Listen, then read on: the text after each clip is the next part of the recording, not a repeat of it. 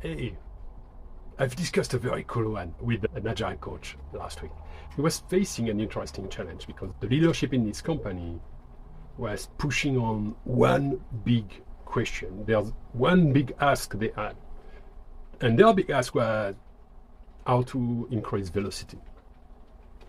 And if you're familiar with Agile, some people still seem to think that measuring points, velocity points, and trying to increase the velocity points is a good idea. I will go to that very simply. So the idea of the points system was an idea to sparkle conversation.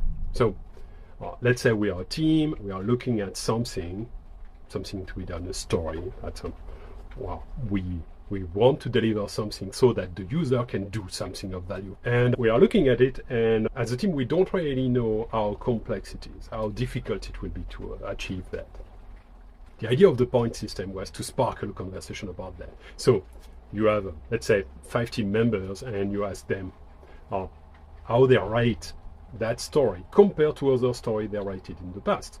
Let's say a very simple one for them is 1 point. And this one, there's a bit of unknown, but it seems okay. And one team member said, yeah, it's a 2. And there's another team member that say, oh, it's a 3. And there's another team member that says it's a 7. And there's another team member that says, it's more a 13. It's something really big we really don't know.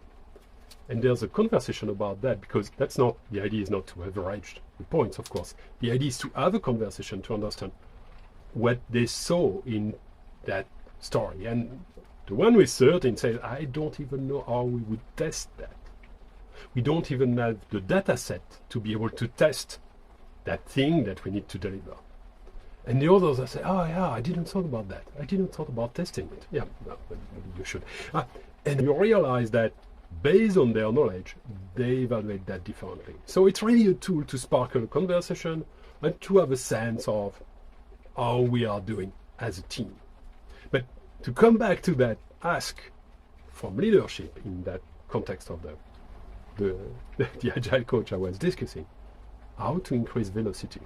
So you can see that now it does not make real sense, because, of course, the point system is based on each team.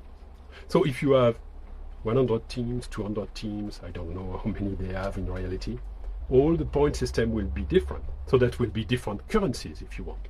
And there's no currency exchange. There's no points exchange market available. So all those points are like different currencies that you cannot convert with each other. So increasing velocity, at least it's not something you can measure in points. And I asked him about that, and he said, yeah, exactly. They asked me to find ways to have a standard way to define points. So what they really want is to have visibility on all the work that is done and to have control over it. And I would advise that maybe they look at things in the other way. How can they create the conditions so people can do their best work? And that's not how to increase velocity, because, of course, we can increase velocity one week after the other by just changing our point system. Now what was 1 before is now 2, and we just double the velocity. How amazing it is. So, of course, it doesn't work. It's not meant for that. And that's why some people definitely abandoned that idea of points and velocity, because basically what was better for them was to really have the conversation and not be polluted with the thoughts of people that would misunderstand that as a metric you can use to drive some behavioral change. I'm curious about your ideas about that and what you could say to help someone in that position. See you in the comments, and until then, keep on growing. See you next time.